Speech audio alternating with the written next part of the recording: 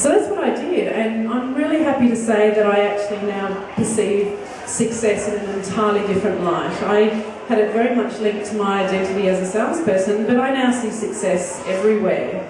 And it's especially in those ecstatic moments of everyday life that quite simply take your breath away and can't be quantified.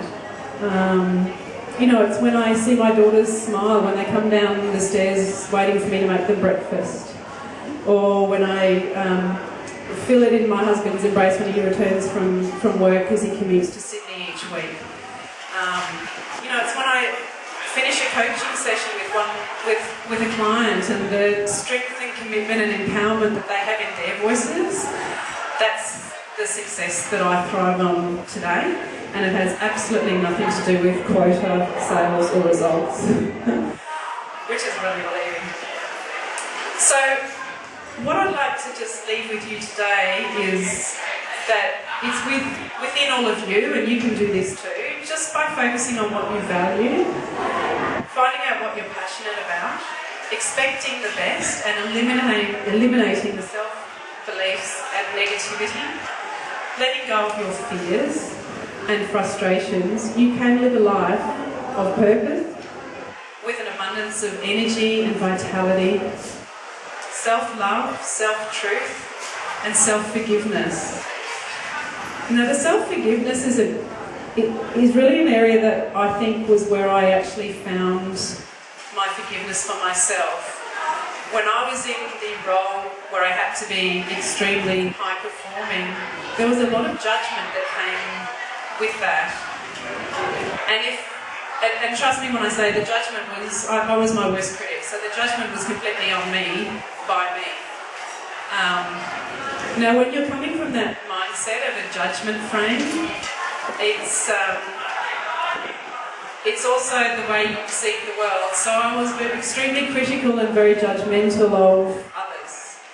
Although if you ask me, I would defend that and refute that. And you can just ask my mum, who's sitting in the front here. So as soon as I recognised and was able to let go and start with some self-forgiveness, you become a person who has a forgiving frame with others.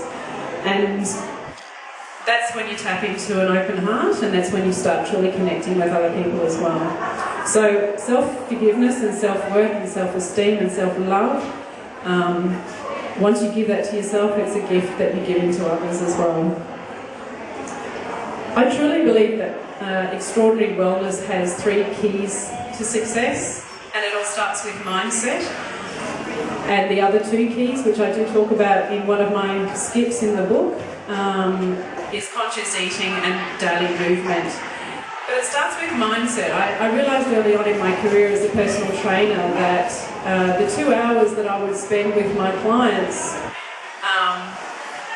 was often a waste of money, time and hard-earned sweat, because the other 166 hours in the week, their mindset was sabotaging those 2 hours. So it almost made me stop and think and really actually take stock of why I was a personal trainer, and that's when I went on my coaching journey.